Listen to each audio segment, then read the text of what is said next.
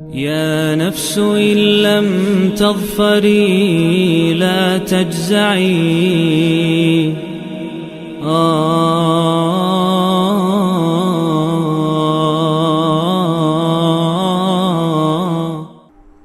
اعوذ باللہ من الشیطان الرجیم بسم اللہ الرحمن الرحیم۔ دوستو، الحمدللہ آج ہم سورہ البقرہ کا تیسرا رکوع، اس کا ترجمہ اور گرامر کے مطابق اس کو سمجھنے کی سعادت حاصل کرنے جا رہے ہیں انشاءاللہ۔ اس رکوع کے اندر اللہ تعالیٰ کچھ خوشخبریاں دے رہے ہیں اور کچھ تلقین فرما رہے ہیں اور کچھ لوگوں کو آزمانے کی حکمت کے بارے میں بتا رہے ہیں۔ تو آئیں شروع کریں سورہ البقرہ جز نمبر 2 اور رکوع 3۔ یا ایھا الذین آمنوا، کون سے لوگوں؟ ایمان والے لوگوں۔ آمنوا استعینوا، مدد لو، مدد مانگو، کس کے ساتھ؟ بالصبر، صبر کے ساتھ، والصلاۃ، اور نماز کے ساتھ، یعنی اللہ تعالیٰ کے سامنے جھک کر۔ ان اللہ مع الصابرین، کیونکہ اللہ ہیں کن کے ساتھ؟ صابروں کے ساتھ۔ ایک روایت میں ہے کہ ایک فرشتہ منادی کرے گا، اور اس کے راوی امام زین العابدین ہیں۔ وہ کہتے ہیں کہ ایک فرشتہ منادی کرے گا اور وہ کہے گا کہ جتنے بھی صابر لوگ ہیں وہ کھڑے ہو جائیں اور بغیر حساب کے جنت میں داخل ہو جائیں۔ تو جب وہ جنت میں داخل ہونے لگیں گے تو ایک فرشتہ ان سے پوچھے گا کہ کدھر؟ انہوں نے کہا تمہارا تو ابھی حساب ہوا ہی نہیں۔ تو وہ کہیں گے کہ اس طرح ہم صابر لوگ ہیں اور ہمارا یہی بدلہ ہے۔ تو وہ کہے گا آپ بالکل ٹھیک کہہ رہے ہیں، بے شک تمہارا یہی بدلہ ہے اور تم اسی کے لائق ہو، جاؤ جنت میں مزے کرو، اچھے کام والوں کا اچھا ہی انجام ہے۔ اور قرآن کے اندر یہ فرمایا جا رہا ہے انما یوفی الصابرون اجرہم بغیر حساب۔ تو یہ اس آیت کی شان نزول ہے کہ اللہ تعالیٰ حکم فرماتے ہیں کہ جب بھی تم پر مصیبت آ پڑے صبر اور نماز ادا کرو۔ اس کے بارے میں بے شمار حدیثیں ہیں، لیکن کیونکہ ادھر ہم نے قرآن کو سمجھانا ہوتا ہے تو ہم آگے چلتے ہیں۔ وَلَا تَقُولُوا لِمَنْ يُقْتَلُ، اور تم مت کہو، تا کا مطلب تم مت کہو، لِمَنْ، جو کوئی بھی، یقتلو، قتل کر دیا جائے، یا کے اوپر پیش ہے اس لیے پیسیو وائز مجہول ہوگا، فی سبیل اللہ، کہاں پر؟ اللہ کے راستے میں۔ اموات، ان کو مرے ہوئے مت کہو، بلکہ احیاء ولیکن، وہ زندہ ہیں لیکن ولیکن لا تشعرون، تم شعور نہیں رکھتے ان کی زندگی کے بارے میں۔ وَلَنَبْلُوَنَّكُمْ، نہ یہاں پر ہم کے لیے ہے، اللہ تعالیٰ کے لیے، اور کم تمہیں، وَلَنَبْلُوَنَّكُمْ، ہم تمہیں آزمائیں گے، بِشَيْءٍ، کس کے ساتھ؟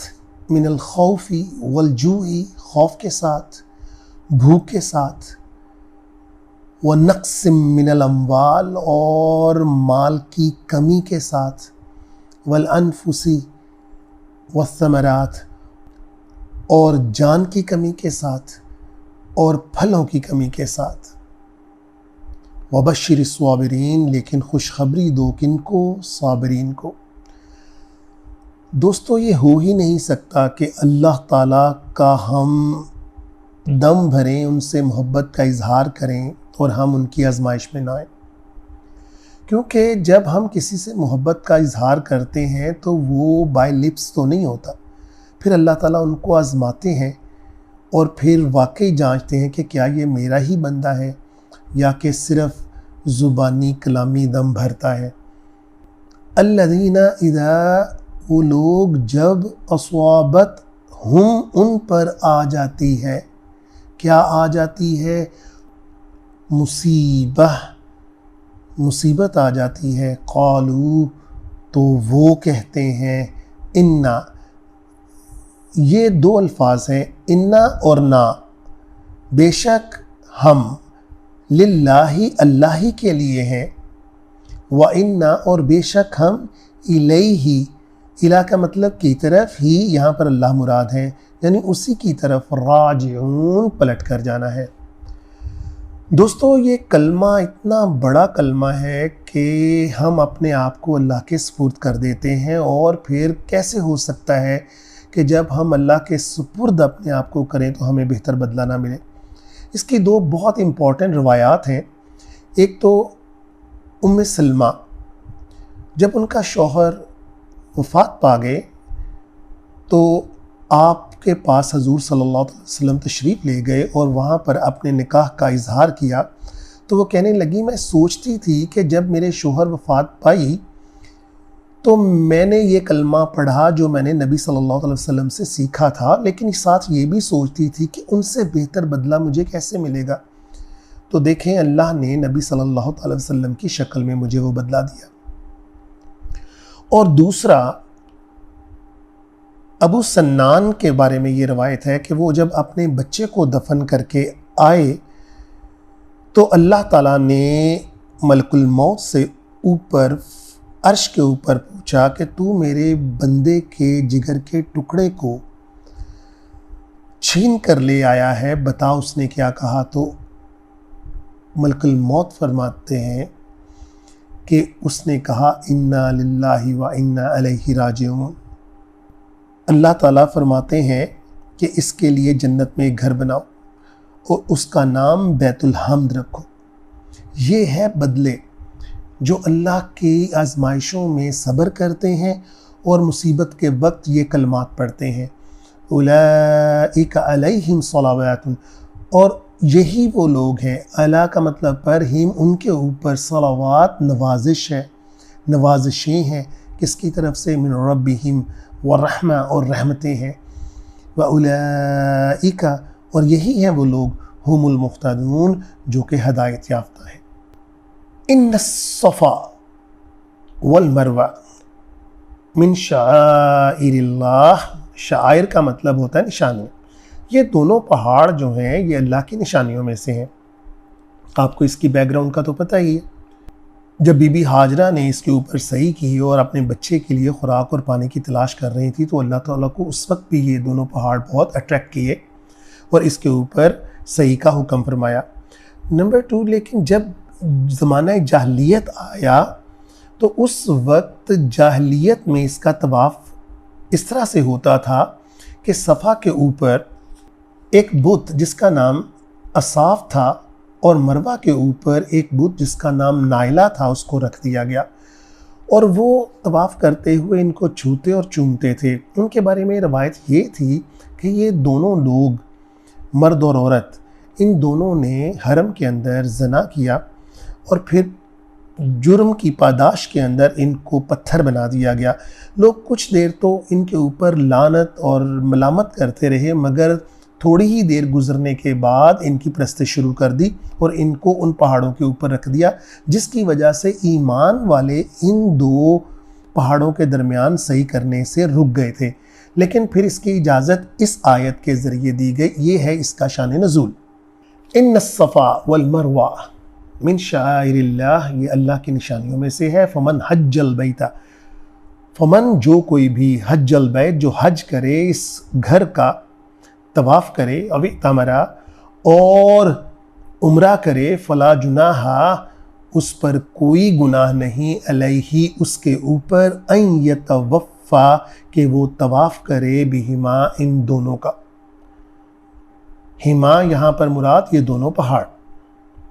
ومن تطوع، جو کوئی طواف کرے گا، ومن تطوع خیرن، اور جو کوئی خوشی سے اور بھلائی سے یہ کام کرے گا، فإن اللہ شاکر العلیم، تو بے شک اللہ خوب جاننے والے ہیں، خوب قدردان ہیں۔ علیم جاننے والے، شاکر قدردان۔ ان الذین یکتمون، بے شک وہ لوگ جو چھپاتے ہیں یا وہ جو چھپاتے ہیں، ما انزلنا جو ہم نے نازل کیا، من البینات روشن دلیلوں کے ذریعے، والہدا اور ہدایت کے ذریعے، من بعد ما بیناہ، اور اس کے بعد کہ جب کہ یہ روشن ہو گیا، یہ واضح ہو گیا اور لوگوں کے لیے بیان کیا جا چکا، للناس لوگوں کے لیے، فی الکتاب اس کتاب کے اندر، اولئک یہی ہیں وہ لوگ، یلعنہم اللہ جن کے اوپر، ہم کا مطلب جن کے اوپر لعنت بھیجتے ہیں کون؟ اللہ، وَيَلْعَنُهُمُ اللَّائِنُونَ اور ان کے اوپر لعنت بھیجتے ہیں لعنت بھیجنے والے، لائنون لعنت کرنے والے۔ حدیث مبارکہ میں آتا ہے کہ جس نے جان بوجھ کر کسی چیز کو، کسی حق چیز کو چھپایا تو اس کے اوپر آسمان اور زمین کی تمام مخلوقات لعنت بھیجتی ہیں، مگر وہ سنی نہیں جاتی، ان کو کون نہیں سنتا؟ انسان اور جن نہیں سن سکتے۔ لہٰذا کسی بھی چیز، حق چیز کو چھپانا نہیں چاہیے۔ حضرت ابو ہریرہ اسی آیت کو دلیل بنا کر کہتے ہیں کہ اگر یہ آیت نہ اتری ہوتی تو میں ایک بھی حدیث بیان نہ کرتا۔ اِلَّا الَّذِينَ تَابُوا مگر وہ لوگ جو تابو ہوئے، جنہوں نے توبہ کی، وَأَصْلَحُوا اور جنہوں نے اصلاح کری، وَبَيَّنُوا اور جو بیان کر دیں، یعنی جو چیزیں پہلے انہوں نے چھپائیں، فَأُولَئِكَ یہ وہی لوگ ہیں، أَتُوبُ عَلَيْهِمْ جن کو، یہ وہی لوگ ہیں، فَأُولَئِكَ یہ وہی لوگ ہیں، أَتُوبُ عَلَيْهِمْ جن کے اوپر میں توبہ قبول کر لیتا ہوں، وَأَنَا التَّوَّابُ الرَّحِيمُ اور میں ہوں، انا کا مطلب میں تو ہوں ہی توبہ قبول کرنے والا اور الرحیم۔ ان الذین کفروا بے شک وہ لوگ جو کافر ہیں، وماتوا اور وہ مر گئے، وہم کفار کس کے اوپر مر گئے؟ وہ رہ گئے کفار کے اندر ہی، اولئک علیہم یہی وہ لوگ ہیں جن کے اوپر لعنت اللہ اللہ لعنت کرتے ہیں، وملائکتی اور فرشتے لعنت کرتے ہیں، والناس اور لوگ لعنت کرتے ہیں، اجمعین تمام کے تمام، خالدین فیہا ہمیشہ ہمیشہ اس میں رہیں گے، فیہا کا مطلب یہاں پر جہنم، لا یخفف کم نہیں کیا جائے گا، یا کے اوپر پیش نہیں کیا جائے گا، کم انہم ان کے اوپر العذاب عذاب کم نہیں کیا جائے گا، ولا ہم ینظرون اور نہ ان کی طرف نظر کرم کی جائے گی، یعنی ان کو ڈھیل نہیں دی جائے گی۔